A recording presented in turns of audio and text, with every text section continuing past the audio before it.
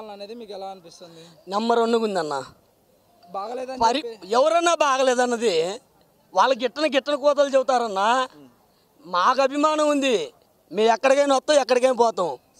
సంక్షేమ పథకాలు అన్నీ అందుతున్నాయి మీకు? బ్రహ్మాండంగా అందుతున్నాయి. నాకు 5 సంవత్సరాలలో ఈ సంవత్సరం అందింది అమ్మఒడి. 4 సంవత్సరాలు పడిపోయినా బాధపడలా. అయితే ఈ సంవత్సరం పడుతుంది. దానికి రీజన్ ఏంది? మాకు వర్తించింది. ఈ సంవత్సరం వర్తించింది, పడ్డది అమ్మఒడి.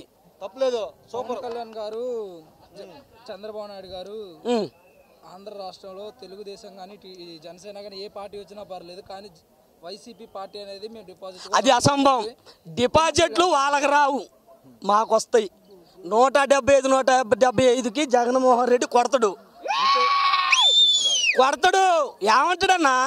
ప్రతి మీటింగ్లో ఏమంటాడు? సింహం సింగలుగా నడుస్తుంది. నాకు ఎదురు ఎవడైనా నిలబడితే వాడు మాడి మసవే. చంద్రబాబు నాయుడు గారిని కావాలని చెప్పేసి జగన్మోహన్ రెడ్డి గారు ఇరికించారు. జగన్మోహన్ రెడ్డికి సంబంధం లేదన్నా. తప్పు చేసిండు, సిబిఐలు ఎత్తారు. తప్పు చేసిండు. మా జగనన్న మీద నిందలేశారు, 16 నెలలు జైల్లో ఉంచారు. మగోళ్ళలాగా బయటకు వచ్చిండు. కాంగ్రెస్ పార్టీకి వెతికేరంగా వేసి అడ్డం వేసి మగోళ్ళలాగా బయటకు వచ్చి ప్రజలలో తిరిగి సింగల్గానే సీఎం అయిండు. 16 నెలలు జైలు వేశారనే కక్షతోటే రివెంజ్ తీసుకున్నాడు అని చెప్పేసి లేదు. వాళ్ళని నిరూపిమను. మా జగన్మోహన్ రెడ్డి ఏమన్నా తప్పు చేసినా, వాళ్ళు ఏదైనా తప్పు చేసినారన్నారు వాళ్ళకు ఉంటుంది. మా జగన్మోహన్ రెడ్డి ఏమైనా తప్పు చేసి ఏమైనా పట్టించిండ వాళ్ళని? సింగల్గా ఎప్పటికైనా సింగలే, ఎవరిని మళ్ళా ఎదురు కలుపుకోడు మళ్ళా. అది నారా లోకేష్ గారు యుగాలో యాత్ర పెట్టేసి పాదయాత్రనే చేస్తున్నాడు. ప్రతి ఒక్కదానికి వెళ్ళేసి సైకో జగన్, సైకో పాలన అని చెప్పేసి విమర్శలు అనేవి చాలా మటుకు మనం అందరం విన్నవే. దానిపై మీ అభిప్రాయం ఏంటి?